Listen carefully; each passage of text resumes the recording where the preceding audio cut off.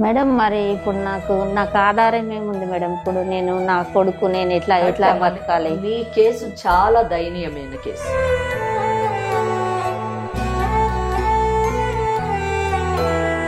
అయితే ఇవ్వంటే నేను ఇవ్వను, మీ కాళ్ళ మీద మీరు బతకండి సావండి, నాకు సంబంధం లేదు, నేను ఇవ్వను అని అన్నాడు. అంతా కలిసే ఉండేవారమ్మా? అప్పుడు కలిసే ఉండేవాళ్ళం. తర్వాత ఇక సొసైటీ చేసుకొని ఊరేసుకొని చనిపోయిండు అప్పుల బాధకి. ఇంకా సూటిపోటి మాటలు అన్ని పిసినారి చేతలు చేసుకుంటూ మస్తు మాటలు అనేవాడు. లేదు వాడు నీ అప్పుల గురించి చనిపోలేదు, నువ్వు నీ క్యారెక్టర్ మంచిది కాదనే దాది చూసి సూసైడ్ చేసుకున్నాడని అది నా మీద నిందలేస్తున్నాడు. చూడండి, ఆస్తి అడిగేసరికి క్యారెక్టర్ మీదకి వెళ్ళిపోతుంది. చూడండి అమ్మా, కానీ చాలా సులువు కదా ఈ మాట అనేయటం కదమ్మా. ఇప్పుడు అప్పులో వాళ్ళు వచ్చి అమ్మ మీద పడుతున్నారు కాబట్టి ఆ అమ్మ ఈ కేసు చెప్పేటప్పుడు పదే ఏమన్నదంటే మీ కొడుకు వచ్చేటటువంటి వాటా ఏమన్నా ఉంటే కాదు, క్వశ్చన్ లేదు, ఆమె డైరెక్ట్. బాబు ఎలా చనిపోయాడండి? సూసైడ్ చేసుకుని చనిపోయారు. ఎందువలన? మా కోడలో మంచిది కాదు. అదేంటండి వెంకటరమణ గారు, అట్లా మాట్లాడొచ్చా? ఒక ఆడపిల్లను పెట్టుకొని, మీకు కూడా ఒక ఆడపిల్ల ఉంది కదా? నిజమే మేడం. అది మీకు ఎలా తెలుసండి? మీరు చూసారా ఎక్కడైనా? ఏంది మామయ్య అట్లా అంటున్నారు? నేను ఎప్పుడన్నా చూసిరా మీరేమన్నా?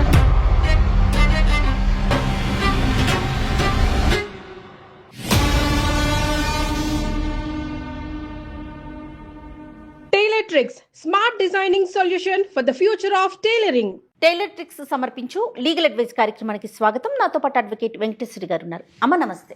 అమ్మ, సంతోషి అనే ఒక అమ్మాయి మనకి స్టూడియోకి వచ్చిందమ్మా. అత్తింటి వారితో సమస్యలు. ఓకే, ఆ సమస్యకి పరిష్కారం ఏంటి, నేను ఎటు వెళ్ళాలి, ఏం చేయాలి, నాకు అర్థం కావట్లేదు. మేడంతో ఒకసారి నేను మాట్లాడతానని చెప్పి అడిగింది. ఓకే. సో అందుకని చెప్పి స్టూడియోకే పిలిపించాను. అత్తింటి వారితో సమస్యలు అనగానే ఆలోచన ఎటు వెళ్తుంది? అత్త ఆడబడుచులు అట్లా వెళ్తుంది కదా? కాదమ్మా, ఇక్కడ సమస్య ఇంకొంచెం భిన్నంగానే ఉంది. మరొకసారి సంతోషితోనే మాట్లాడదాం. నమస్తే అమ్మా సంతోషి. నమస్తే మేడం. నమస్తే మేడం. నమస్తే అమ్మా. నా పేరు సంతోషి. నేను మంచిర్యాలకి వెళ్ళొచ్చిన. ఓకే. నాకు పెళ్ళయి 10 సంవత్సరాలు అయింది. నాకు ఒక 3 సంవత్సరాల బాబు ఉంటాడు. ఓకే. పెద్దలు కుదిర్చిన వివాహమేనా? మీ పెద్దవాళ్ళే చేశారా? పెద్దవాళ్ళే చేశారు. ఓకే. ఏం చేస్తుంటారమ్మా మీ వారు? పొలం పనులకు మోటార్లు అవి ఇవి తెచ్చి బిజినెస్ చేసేవాడు. మీ ఆయన వాళ్ళు ఎంతమంది? ఒక చెల్లె, ఈయన ఇద్దరు. చెల్లికి పెళ్లి అయిపోయిందా? పెళ్లి అయిపోయింది. ఆమెకు సంబంధం లేదు. ఆమెకి ఇచ్చేసిండు. మా మామయ్య పెళ్లి చేసేసిండు. నువ్వు ఎంతవరకు చదువుకున్నావు? నేను 5 వరకే చదివిన. ఇక నేను ఇంట్లోనే ఉండి కుట్టు మిషన్ నేర్చుకున్నా. ఇంకా అంతలోనే అప్పులు బాగా అయినాయి. ఇక మా మామయ్యకి అడిగిండు, నేను చనిపోతాను, నాకు అప్పులు ఎక్కువైనాయి, నాకు ఎందుకైనాయి అమ్మా? బిజినెస్ చేసి బిజినెస్ లో లాస్ వచ్చింది. అంతేనా? ఇంకా వేరే అలవాట్లు లేవు. బిజినెస్ ఎవరు చేశారు? అతనే చేశాడు? మీ ఆయన మామగారు వ్యవసాయం చేసేటోడు. ఓకే. మా ఆయన గారు ఇట్లా బిజినెస్ చేసి లాస్ అయింది. బిజినెస్ లో అప్పులు ఎంత అయినాయి? 10 లక్షలు అయినాయి. 10 లక్షలు అయినాయి. 10 లక్షలు అయినాక ఇంకా ఇట్లా అయినాయి. నాన్న నాకు డబ్బులు ఇవ్వండి, లేకుంటే నా వాటా నాకు ఇవ్వండి, నేను అప్పులు నేర్పుకుంటా అని అన్నాడు. వాటా ఇచ్చేంత ఆస్తుందా? ఏముంది? 5 ఎకరాల ల్యాండ్ ఉంది. ల్యాండ్ ఉందా? అయితే ఇవ్వంటే నేను ఇవ్వను, మీ కాళ్ళ మీద మీరు బతకండి సావండి, నాకు సంబంధం లేదు, నేను ఇవ్వను అని అన్నాడు. అంతా కలిసే ఉండేవారమ్మా? అప్పుడు కలిసే ఉండేవాళ్ళం. తర్వాత ఇక సొసైటీ చేసుకొని ఊరేసుకొని చనిపోయిండు అప్పుల బాధకి. మీ ఆయన 10 లక్షల గురించి ప్రాణం తీసుకున్నాడు. ఈ 5 ఎకరాల పొలము మా మామయ్య పేరు మీదనే ఉంది. మీ మామయ్య పేరు అంటే మీ మామయ్య సంపాదించిందా? మా మామయ్య సంపాదించింది. మా మామయ్య సంపాదించింది. మీ ఆయన పేరేంటమ్మా? భాస్కర్. అవునమ్మా. పిల్లోడు బాబు అన్నావు కదా? బాబు 3 సంవత్సరాల బాబు. అయ్యో. ఇంకా మా మామయ్య వాళ్ళ ఇంట్లోనే ఉన్నాను 1 సంవత్సరం. ఇంకా సూటిపోటి మాటలు అన్ని పిసినారి చేతలు చేసుకుంటూ మస్తు మాటలు అనేవాడు. ఏంటి అసలు మీ మామయ్య గారి క్యారెక్టర్ ఏంటి అసలు? ఎలాంటి పిసినారి అంటే? పిసినారంటే ఎట్లాగమ్మా? ఇప్పుడు డబ్బులు పైసా 1 రూపాయి కూడా ఇవ్వకపోయేది. ఏదైనా పండగలైనా ఏదైనా దేనికి కూడా బాబుకి కూడా ఇవ్వకపోయేది. ఇక నేనే పక్కకు సపరేట్ రూమ్ పెట్టుకొని ఒక చిన్న రూమ్ తీసుకొని అందులో కుట్టు మిషన్ కుట్టుకొని బాబుని చదువుకునేదాన్ని. ఓకే. మరి మీ అత్తగారి పరిస్థితి ఏంటి? మా అత్తగారు ఏం ఇన్వాల్వ్ కాకపోయేది ఇంట్లో. మా మామయ్యనే. ఆమె ఏం మాట్లాడకపోయేది. మీ ఆడపడుచు మా ఆడపడుచు కూడా ఆమె ఏం రాకపోయేది, మొత్తం మా ఆమె మామయ్యది. సంసారం బానే ఆమె ఉందా? సంసారం మంచిగానే ఉంది. ఈ ఆమెకి ఏమి ఇవ్వకపోయేది, వీళ్ళు ఏమి తీసుకోకపోయేది అన్నట్టు. ఆమె అంతలో ఆమెనే ఉంది. మంచి కాపురం అనుకో. మంచి కాపురం మంచిగానే ఉంది. ఇక నేను అలాగా ఒక రూమ్ తీసుకొని బాబుని పెట్టుకొని అందులో కుట్టు మిషన్ కుట్టుకుంటూ ఉండేది. అక్కడ అదే ఊర్లో ఉన్నావు? అదే ఊర్లో పక్కకే. ఎందుకు మరి అంటే భర్త పోయాడు, వాళ్ళ సహాయం లేదు, మరి మీ పుట్టింటి దగ్గరికి వెళ్ళిపోతే మా ఏదైనా ఆసరా పుట్టింటి- దొరికేదేమో కదా. మా పుట్టింటి వాళ్ళు కూడా అంతంతనే ఉన్నారు మేడం, పెద్ద ఉన్నోళ్ళు కాదు, మాకేమన్నా హెల్ప్ చేసేటోళ్ళు కూడా కాదు. అప్పులోళ్ళు వచ్చిర్రు, మా మామయ్య మీదకి వచ్చిర్రు. వస్తే నాకు సంబంధం లేదు అక్కడ ఉందని మా రూమ్కు పంపించేసారు. ఓహో. పంపించేసినాక అప్పులోళ్ళు నా దగ్గరికి వస్తుంటే, ఏంది మామయ్య నా దగ్గరికి తోలుతున్నావు, సరే నా కొడుకు కంటే ఇయ్యకపోతే కానీ మరి నీ కొడుకుకి వచ్చిన ఆస్తి ఏందో అమ్మి అప్పులోళ్ళకి కట్టేసిండి, అప్పులోళ్ళు నా దగ్గరకు రాకుంటుంటే రేపు నా నీ ఆస్తి మాకు అవసరం లేదు, నేను పిల్లోడిని చాదుకొని నేను బతుకుతాను చెప్పాను. లేదు వాడు నీ అప్పుల గురించి చనిపోలేదు, నువ్వు నీ క్యారెక్టర్ మంచిది కాదనే దాది చూసి సూసైడ్ చేసుకున్నాడు అని అన్నాడు. అది నా మీద నిందలేస్తుంది మేడం, నాకు న్యాయం చేయాలి మీరే. కొడుకు చనిపోయాడు, చెట్టంత కొడుకు సూసైడ్ చేసుకొని చనిపోయాడు. మరి మనవన్ని దగ్గర తీయటం కానీ వాటికి ఏదైనా అచ్చటా ముచ్చటా చూసుకో, అది కూడా ఏం లేదా? చూసుకోకపోయేది మేడం. అసలు వాళ్ళ ఇంటికి వెళ్తా ఉంటారా? వెళ్ళినా పట్టించుకోకపోయేది మా మామయ్య, వాళ్ళు రాకపోయేది. ఇంకా పట్టించుకున్నప్పుడు మనం కూడా పోముగా మేడం. నువ్వు ఆయన చనిపోయాక ఆస్తి గురించి అడిగావా? మరి మళ్ళీ నువ్వు అడిగావా?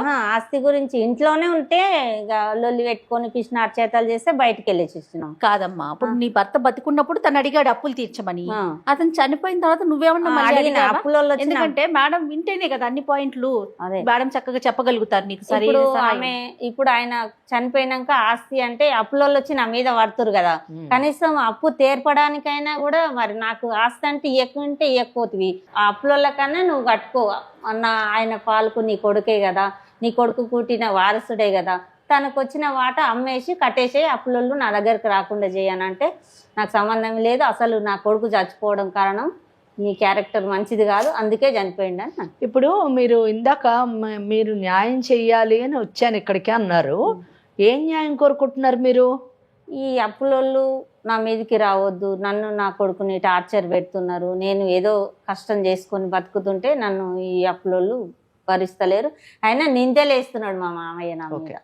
నిందల గురించి వచ్చారు. నిందల గురించి వచ్చి మరి కుటుంబ సభ్యుల మధ్య కానీ లేకపోతే మీ పుట్టింటి వారికి చెప్పటం కానీ ఇట్లా మాట్లాడుతున్నాడని అసలు అంతవరకు జరిగిందా, లేకపోతే డైరెక్ట్ గా మన సుమన్ టీవీ లీగల్ అడ్వైస్ కి జరిగింది. మాట్లాడారా? ఏమంటాడు అతను? నాకు సంబంధమే లేదు, నా కొడుకు చచ్చిపోయే కారణం ఈమె బ్యాడ్ క్యారెక్టర్ తోటే చనిపోయింది అని అంటున్నారు. ఆ నిందలు కూడా నా మీద వేస్తున్నారు. చూడండి, ఆస్తి అడిగేసరికి క్యారెక్టర్ మీదకి వెళ్ళిపోతుంది. చూడండి అమ్మా, కానీ చాలా సులువు కదా ఈ మాట అనేయటం కదమ్మా. అంతే కదా, అన్నిటికైనా సులువైన పదం, ఈజీగా మాట్లాడేస్తా ఉంటారు. అంటే మహిళని అటాక్ చేయాలంటే ఒకటే అస్త్రము, అదే బ్రహ్మాస్త్రం లాగా వాడుతుంటారు. చిన్నవాళ్ళ నుంచి పెద్దవాళ్ళ మట్టుకు చూస్తూనే ప్రతి స్థాయిలోని అదొక్కటే రెమెడీ. మరి ఏంటమ్మా దీనికి పరిష్కారం ఏంటి? అంటే వాళ్ళ మామగారితో ఒకసారి మాట్లాడదామా? మాట్లాడదామంటారా? అప్పుడు అసలు విషయం మనకు అర్థమవుతుంది. మరి మాట్లాడదామంటావా? మీ మామయ్య గారితో మీ అత్తగారితో మాట్లాడదామా? ఎవరితో మామగారితో మాట్లాడతాడంటావా? ఆయన నీకు ఫోన్ చేస్తే మాట్లాడతాడా? మాట్లాడతాడు. నువ్వు అక్కడ దాకా వెళ్ళావా అని నన్ను తిట్టడానికైనా మాట్లాడతాడు. అంటే ఒకటి, నేను ఆయనతో మాట్లాడే ముందు చట్టం గురించి చెప్పాలనుకుంటున్నా. డెఫినెట్ గా. ఎందుకు చెప్పాలనుకుంటున్నా అంటే మళ్ళీ ఆయన లైన్లో ఉన్నప్పుడు నేను ఈ విషయాలు చెప్పడము కొంచెం అతనికి స్ట్రెంగ్త్ ఇచ్చినట్టు అవుతుంది అని అనుకుంటున్నాను. అది అక్కడ ప్రాబ్లం. ఇక్కడ మనం ఈ కేసుని మనం వివిధ కోణాల నుంచి చూడాల్సినటువంటి ఆవశ్యకత ఉంది. ఇటు చట్టపరంగా చూడాలి, ఇటు వాళ్ళ కుటుంబ పరంగా కూడా చూడాల్సినటువంటి విషయం. అలాగే ఆ వ్యక్తులు అంటే ఈ కేసులో ఉన్నటువంటి వ్యక్తుల యొక్క జీవన విధానం కానివ్వండి, వారు ఏ విధంగా జీవించారు అన్నది కూడా చాలా ఇంపార్టెంట్. ఓకే, నిజం చెప్పాలంటే 5 ఎకరాలు ఉన్నాయండి, 1 ఎకరం ఉన్నాయండి, ఒక బాధ్యత కలిగినటువంటి వాడైతే, ఒక పద్ధతిలో ఉండేటటువంటి వాడైతే, అసలు ఒక తెలివి గల వాడైతే తండ్రితో పాటు వ్యవసాయం చేసుకుంటూనో లేదా ఇంకొక ఉద్యోగం చేసుకుంటూనో ఏ పనైనా చేసుకోవచ్చండి. సో ఇక్కడ ఈయన భర్త అనేటటువంటి వాడు అంటే ఆ తండ్రికి కొడుకు ఒక బాధ్యత ఉన్నటువంటి వాడు కాదు, ఉండాలి కదా. ఆసరాగా తండ్రికి తల్లిదండ్రులకి ఆసరాగా ఉండాలి, భార్య బిడ్డలకు అండగా ఉండాలి. అంతే కదా. ఏదో సంపాదించి కూలో నాలో చేసి సంపాదించి తన కాంట్రిబ్యూషన్ అంటే తనకి ఆ కుటుంబానికి తన వంతు పాత్రగా పోషించుంటే బాగుండేది. అవునవును. అలా చేయకుండా ఏదో బిజినెస్ పెడతానని బిజినెస్ పెట్టాడు, అందులోని నష్టపోయాడు. అంటే అవి కుటుంబానికి కాంట్రిబ్యూట్ చేయడం సంగతి దేవుడెరుగు కానీ ఓ 10 లక్షలు అప్పు చేశాడు. ఈ 10 లక్షలు అప్పు తీర్చడానికి తండ్రిని ఆ ఉన్నటువంటి 5 ఎకరాలని అమ్మి 10 లక్షలు అప్పు తీర్చమని అన్నాడు. అంటే అప్పుడు తను మీ సంతోష్ ఏం చెప్పిందంటేనమ్మా తనకి రావాల్సిన ఆస్తి అది అక్కడికి నమ్ముకుంటాను అని. అది మరి చట్టపరంగా ఎలా చూడాలి? నేను కేసుని చాలా జాగ్రత్తగా వింటాను అమ్మా. కేసు ఆ పాయింట్కి వస్తాను. లెటర్స్ ఫస్ట్ ఫ్యాక్ట్స్ ఏంటి వినాలి మనం ఎప్పుడు కేసు. తప్పకుండా. ఈవెన్ జడ్జిమెంట్లో మా కోర్టులో అయినా ముందు ఫ్యాక్ట్స్ తర్వాత మెరిట్స్. ఓకే. సో ఇక్కడ 10 లక్షలు అప్పు తీర్చడానికి ఉన్న 5 ఎకరాలు నాకు ఇమ్మని అడిగితే ఆ 5 ఎకరాల ఆధారమైనప్పుడు ఆ 10 లక్షలు అప్పు తీర్చుకుంటే ఈమె కొడుకు ఈరోజు రోడ్డును పడ్డట్టుగా ఆ తల్లి ముసలివాళ్ళు కూడా రోడ్డును పడాలి. ఇది పరిస్థితి. కనీసం ఆ 5 ఎకరాల పొలం ఉంటే వాళ్ళిద్దరు తిని దయగలిగితే వీళ్ళిద్దరికి కూడా పెట్టేటటువంటి అవకాశం ఉంది. ఇది కనుక ఆ తండ్రి ఇవ్వలేదు. తాత ముత్తాతల ఆస్తి కాదు ఇక్కడ. మీ మామగారిదేనమ్మా? చెప్పింది ఆవిడ. నేను అడిగాను, ఫస్ట్ అడిగాను, లీగల్ క్వశ్చన్ అడుగుతాను నేను. సో ఆ 5 ఎకరాలు కూడా అతను కష్టపడి సంపాదించి కొన్ని ఒక ఆధారంగా కుటుంబానికి పెట్టాడు. అవును. తన తదనంతరం కొడుకే వచ్చేది. అది ఎవరికి పోతుంది చెప్పండి? ఉన్న ఆడపిల్ల పెళ్లి చేశారు, వెళ్ళిపోయింది, సింపుల్. కానీ ఇక్కడ ఏమైందంటే ఈ 10 లక్షలు అప్పు తీర్చడానికి గాను అతను సూసైడ్ చేసుకొని చనిపోయాడు. ఇక్కడ చూసారా అతని యొక్క మనస్తత్వము?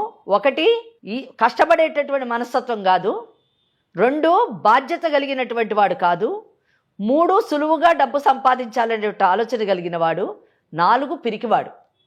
అంటే వచ్చినటువంటి కష్టాలను ఎదుర్కొనేటటువంటి ధైర్యం లేదు, పిరికితనంతో చచ్చిపోయాడు. అంటే ఏంటి? ఆఖరికి నేను చచ్చిపోతే నా భార్య పిల్లల పరిస్థితి ఏంటి అని కూడా ఆయన ఆలోచించలేదు. అంతేగా. బతికున్నప్పుడు తల్లిదండ్రుల గురించి ఆలోచించలేదు. ఎస్.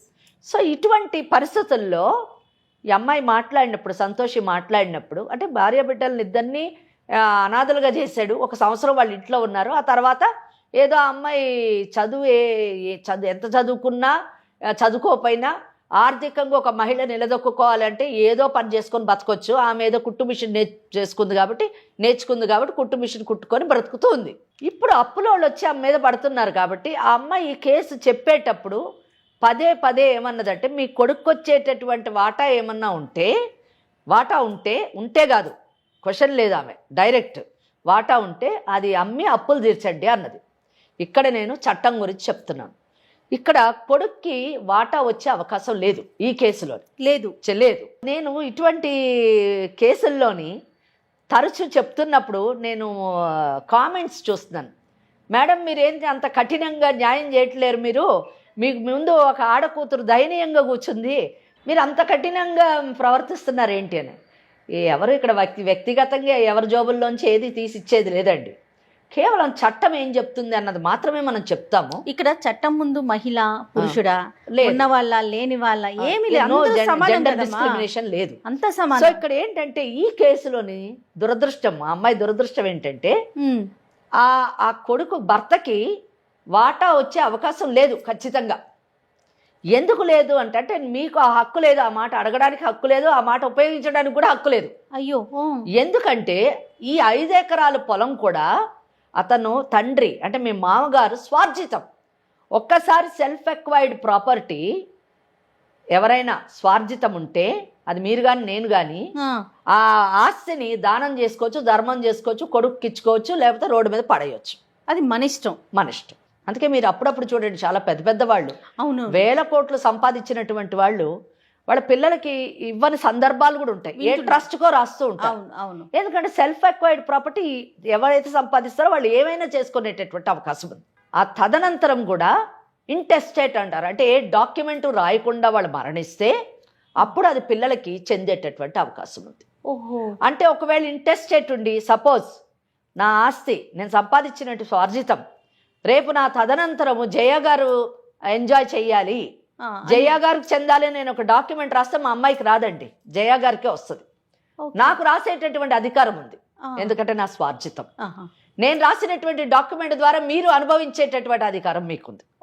ఒకవేళ నేను కానీ ఇంటెస్టేట్ డాక్యుమెంట్ లేకుండా నేను మరణించాను అనుకుందాం, అప్పుడు నా పిల్లలకి ఆటోమేటిక్గా అది వస్తుంది. ఇక్కడ ఈ కేసులో 1 మినిట్ ఆ తండ్రి అనేటటువంటి వాడు ఇంకా బ్రతికున్నాడు, కొడుకు మరణించాడు. తండ్రి బ్రతికుండంగా లేదా కొడుకు ఉన్నా కానీ ఆ తండ్రి బ్రతికున్నంత కాలము ఆ ఆస్తి తండ్రిదే. ఆయన మరణించే ముందు లేదా ఆయన బ్రతికుండగానే ఒక వీలునామా నా కొడుక్కి చెందుతుంది అని రాసి ఆయన మరణిస్తే కొడుక్కు చెందుతుంది. అమ్మ ఇక్కడ కొడుక్కి మాత్రమేనా? ఇక్కడ ఇద్దరు ఉన్నారు, కొడుకు కూతురు కూడా ఉన్నారు. ఒకవేళ ఏమి రాయలేదు ఇద్దరికి, అంటే ఇక్కడ కొడుకు ఇప్పుడు ఎందుకు కూతురు గురించి చెప్పలేదంటే కూతురు డిస్ప్యూట్ లో లేదు కదా. ఇక్కడ ఈ కేసులోని కొడుకు వాటా జనరల్ గా అడుగుతున్నాను నేను. ఇద్దరికి ఒకవేళ వీలునామా రాయకుండా ఆ వ్యక్తి మరణిస్తే ఇద్దరికి సమానంగా వస్తుంది. ఎంతమంది పిల్లలు ఉంటే అంతమందికి సమానంగా సక్సెషన్ యాక్ట్ అమెండ్ చేశారు కాబట్టి, మార్పు తీసుకొచ్చారు కాబట్టి మహిళకు కూడా ఈక్వల్ భాగం వస్తుంది ఆస్తిలో. అంటే ఇప్పుడు మనం సంతోషికి అయితే చట్టపరంగా అయితే అదే అందుకనే నేను వాళ్ళ మామగారిని అప్పుడే లైన్ లోకి తీసుకురావద్దండి అని చెప్పాను. విషయం ఆయన వింటే ఆయనకి తెలిసే ఉంటది. అంతేగా, ఇప్పుడు ఆమె ఎలా వచ్చిందో ఒక అడ్వకేట్ ఒక ఇది ఆయన కూడా తీసుకుంటాడు, సలహా తీసుకుంటాడు. సో ఇక్కడ ఏంటంటే ఈ అమ్మాయి నా హక్కు ఇది, నా భర్త పోయాడు కాబట్టి నా భర్త వాటా ఇవ్వండి, మీ భర్తకి ఇంకా వాటా రాలేదు మేడం. మరి ఇప్పుడు నాకు ఆధారం ఏముంది మేడం? ఇప్పుడు నేను నా కొడుకు నేను ఎట్లా బతకాలి? నీ కేసు చాలా దయనీయమైన కేసు. ఆమె అట్ ద మోస్ట్ ఆమె హక్కు ఏంటండి అని అంటే, మామగారు 5 ఎకరాల పొలం ఉంది, వాళ్ళు సెల్ఫ్ సఫిషియెంట్గా ఉన్నారు కాబట్టి, ఈవిడికి ఒక కొడుకున్నాడు, ఆ ఇంటి వారసుడు ఉన్నాడు కాబట్టి, కానీ వీళ్ళకి ఆదాయం తక్కువగా ఉంది కాబట్టి ఈమె at the most section 19(1) of Hindu adoption and maintenance act ప్రకారము భరణాన్ని కోరచ్చు. ఎవరి దగ్గర నుంచి? మామగారి దగ్గర నుంచి. అది కూడానండి ఏ కేసు అయినా కానివ్వండి, చట్టం ఇలా అని చెప్పేస్తారు, ఇది పట్టుకొని మాకు వస్తుందంట కదా అని చాలామంది అడుగుతూ ఉంటారు. అవునవును. కానీ ఆ కేసు నడిచినప్పుడు, ఆ కేసులోని వాస్తవాలు వచ్చినప్పుడు అసలైన తీర్పు వస్తుంది. ఒక భరణం అయితే కోరచ్చు, నేను కాదనను, చట్టం చెప్తుంది. కానీ అందులోని మీరు ఏం చూపించాల్సి వస్తుందంటే ఆ కేసులోని మీకు ఆదాయం లేదు బ్రతకడానికి, సరిపోవట్లేదు అని, ఇన్సఫిషియంట్ అన్నది చూపించాలి. అక్కడ ఆదాయం చాలా ఉంది, వాళ్ళకి సరిపోగా మీకు పెట్టగలిగే పరిస్థితి ఉంది అన్నప్పుడు మాత్రమే భరణాన్ని గ్రాంట్ చేస్తుంది. ఇప్పుడు సెక్షన్ 19(1) ఉందని అందరు వేసి అందరికి మెయింటెనెన్స్ రాదు కదండి, అంతే. ఫ్యాక్ట్స్ ప్రూవ్ చేసినప్పుడు వస్తుంది. కనుక నేను ఈ కేసులో ఏమనుకుంటున్నానంటే, వాళ్ళ మామగారితో మాట్లాడి చట్టం అన్నది అసలు ఏమి తీసుకొచ్చేటటువంటి అవకాశం లేదు. మాట్లాడినప్పుడు ఆయనతో మనం చట్టం విషయం మాట్లాడకూడదు. ఇది కేవలం ప్రేక్షకులు, అంటే ఇటువంటి సంతోషి స్థాయిలో కూర్చున్నటువంటి వాళ్ళకి, ఇటువంటి పరిస్థితిలో ఉన్న వాళ్ళకి చట్టం ఏ విధంగా ఉంది అని ఒక అవగాహన కల్పించడానికి మాత్రం చెప్పాను. కానీ ఈ కేసులోని వాళ్ళ మామగారితో మాట్లాడి మీడియేషన్ ద్వారా సెటిల్మెంట్ చేసి ఏదైనా కాస్త వాళ్ళకి ఆధారం మనవడు కాబట్టి ఒక సెంటిమెంటల్గా మీరు ప్రయత్నిస్తే జరిగేటటువంటి అవకాశం. సరేనా? అడగండి, మా మామయ్యని అడగండి. ఒకసారి మాట్లాడతాం. నువ్వు చేస్తావా, నన్ను చేయమంటావా? చేయండి మేడం, మీరు చేసినా సరే. ఓకే, నెంబర్ చెప్పమ్మా. ఏం పేరు? వెంకటరమణ. నెంబర్ చెప్పు.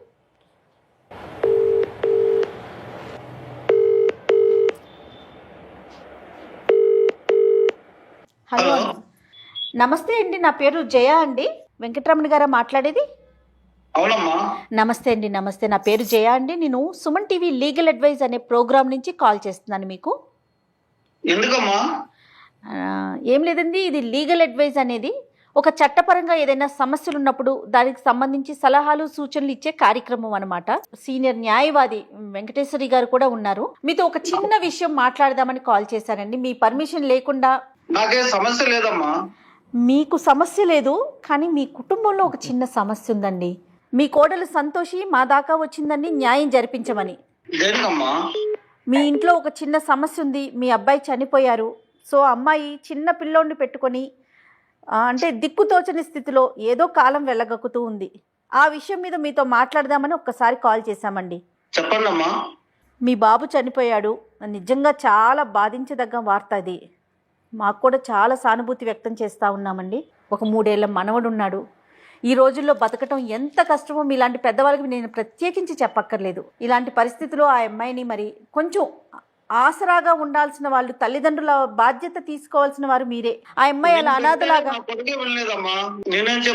అంటే వినలేదంటే తను ఏం చేశాడండి?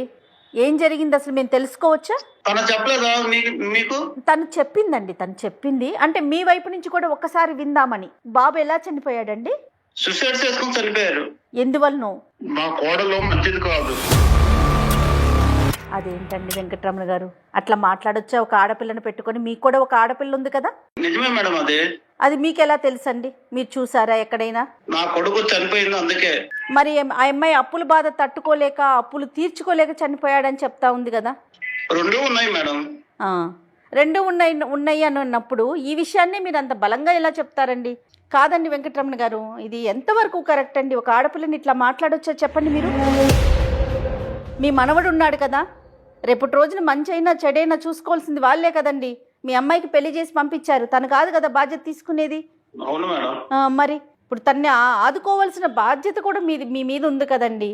రేపొద్దున ఇప్పుడు ఇవాళ ఉన్నంత ఆరోగ్యం కానీ ఇది కానీ రేపటి రోజున ఉంటాయా? మంచి చెడు మీ కోడలే కదా చూసుకోవాలి.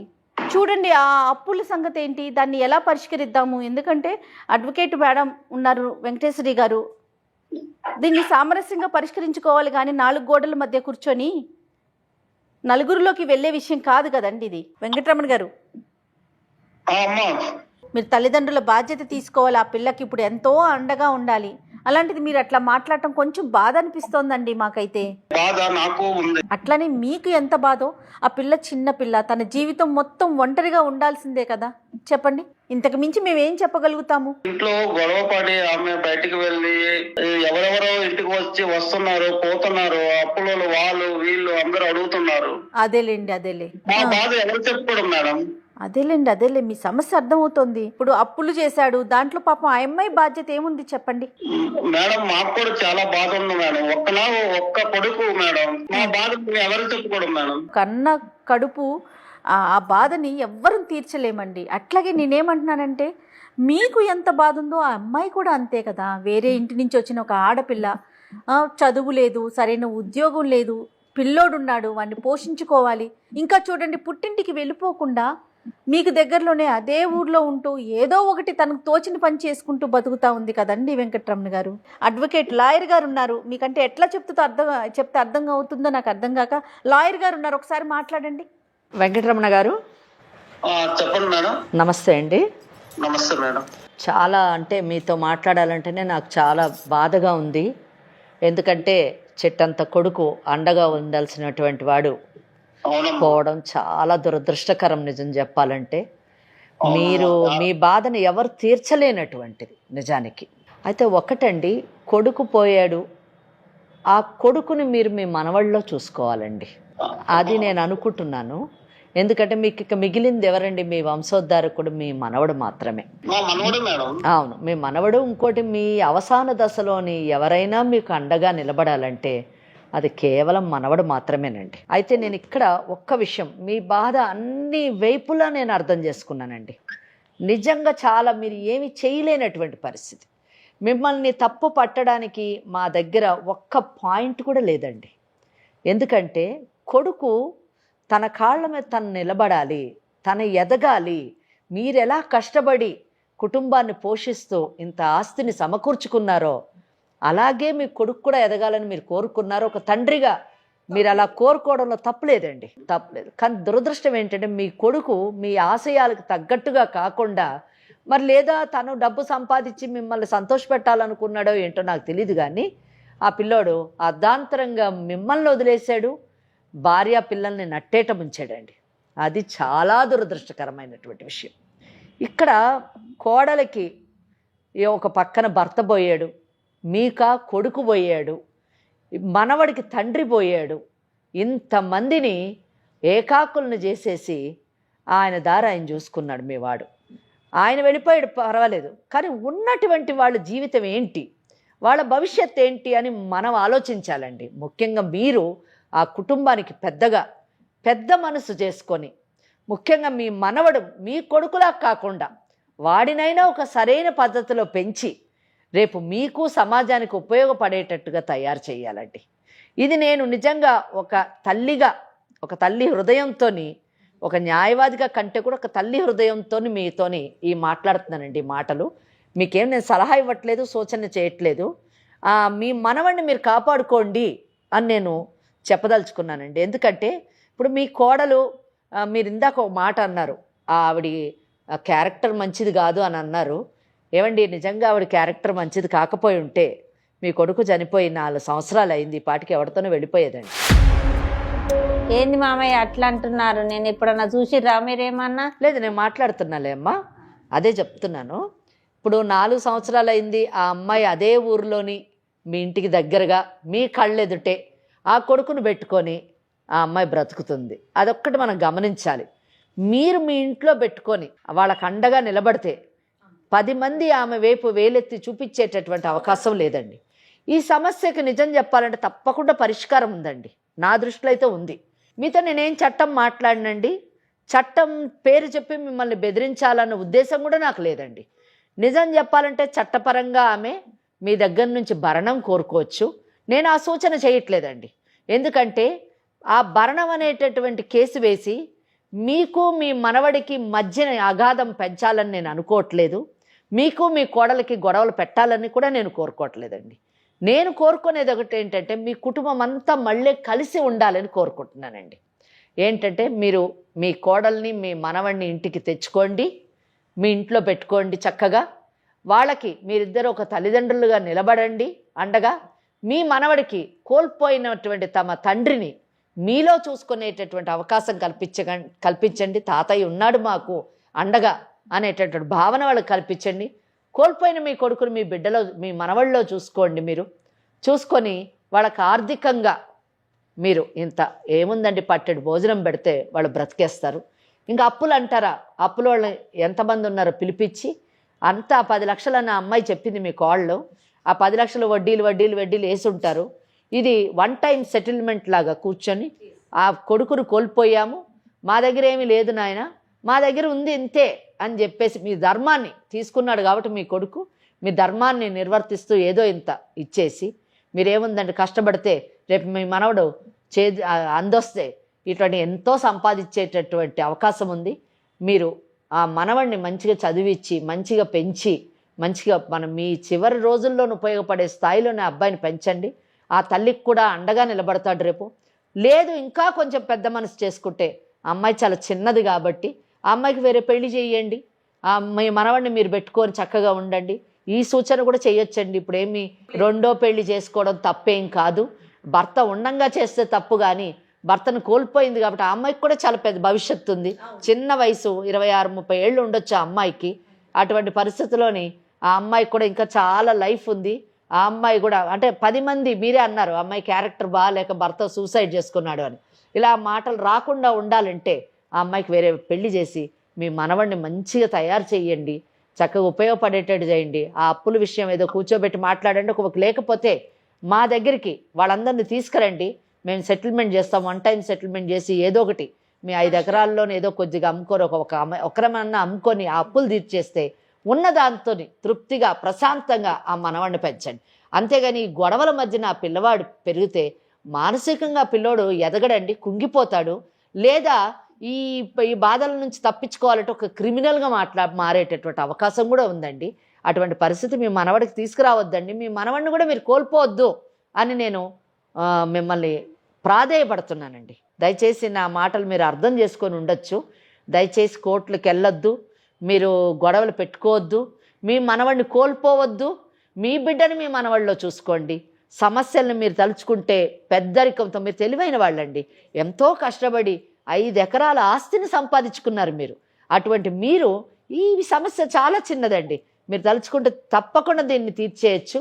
మీకు మేము సహకారంగా అండగా ఉంటాము. సుమన్ లీగల్ అడ్వైస్ మీకు అండగా ఉండి ఈ అప్పుల వాళ్ళందరితో మేము మాట్లాడతాము, సెటిల్మెంట్ చేస్తాము. మీకు ఎప్పుడు కూడా ఈ లీగల్ అడ్వైస్ కార్యక్రమం సుమన్ ఛానల్ మీకు అండగా ఉండి మీకు వీలైనంత సహకారాన్ని అందిస్తామండి. దయచేసి మీరు పెద్ద మనసుతోనే ఆలోచించి ఈ సమస్యని మీరే పరిష్కరించగలరండి, మేము కాదు, మీరే పరిష్కరించగలరు. దయచేసి ఆలోచించండి. ఏమంటారు వెంకటరమణ గారు? మీరు ఒకసారి రండి, మనం కూర్చొని మాట్లాడదాం. నేను జయ గారు మీరు కూర్చొని మీ కోడలు సంతోషి అందరం కూర్చొని మాట్లాడదాం, అప్పులను పిలిపిద్దాము, సెటిల్ చేద్దాం. ఏమంటారు మీరు? అదే ఇప్పుడు మనకి భవిష్యత్తు ఏంటంటే మీ మనవడు, ఆ భవిష్యత్తుని మనం కాపాడుకోవాలండి. కనుక దయచేసి మీరు పెద్ద మనసుతో రండి. నేను చెప్పింది మీకు నచ్చినట్టుంది. ఇది ఒకటే పరిష్కారం అండి. మనం కూర్చొని మాట్లాడదాము. జయ మేడం గారికి ఫోన్ చేయండి. మీరు ఫోన్ చేస్తాము, టైం ఫిక్స్ చేస్తారు, మనం కూర్చొని మాట్లాడి సెటిల్ చేద్దామండి. ఓకేనండి? సరే మేడం. వెంకటరమణ గారు, ఈ లోపల సంతోషి మీ కోడలు మీ మనవడు మీ ఇంటికి వస్తారు. చక్కగా వాళ్ళని ఆదరించండి, సంతోషంగా ఒక పెద్ద కుటుంబం లాగా జీవించడానికి ప్రయత్నించండి ఈ లోపల. ఓకేనా?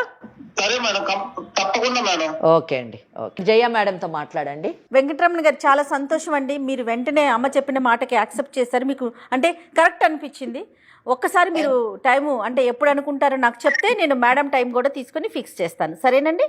సరే మేడం, తప్పకుండా. చాలా సంతోషం అండి. నమస్తే. సంతోషికి ఏం చెప్తారు? సంతోషిని వాళ్ళ బిడ్డను తీసుకొని ఆ అత్తగారింటికి వెళ్ళమనండి. వాళ్ళ తల్లిదండ్రులుగా నిలబడతారు. మీకు ఇష్టమేనండి వెళ్ళడం, వాళ్ళ ఇంట్లో ఉండడం ఇష్టమేనా? ఇష్టమే, కానీ వాళ్ళు ఏమంటారో మేడం. ఇప్పుడు చెప్పాను కదా, మీరు వెళ్ళండి. లేదా ఆయన ఇక్కడికి వచ్చినప్పుడు అందరు కలిసి ఒకటేసారి వెళ్ళండి. అప్పుడే వెళ్ళండి. ఇంకోటి కూడా చెప్పాను, మీకు ఎవరన్నా పెళ్లి చేసుకునే అవకాశం ఉంటే పెళ్లి చేసుకోండి, వాళ్ళే చూస్తారు. పెళ్లి చేసుకొని సెటిల్ అవ్వండి. మీకు ఇంట్రెస్ట్ లేదు, వెరీ గుడ్. అట్లయితే మీరు అత్త మామతోనే ఉండండి, వాళ్ళతోనే మీ తల్లిదండ్రులుగా భావించి మీ బిడ్డను చక్కగా వాళ్ళ అండలోనే పెంచుకోండి. ఎందుకంటే మీరు ఒంటరిగా ఉండడం కూడా అంత సేఫ్ కాదు. వాళ్ళనే తల్లిదండ్రులుగా స్వీకరించాలమ్మా.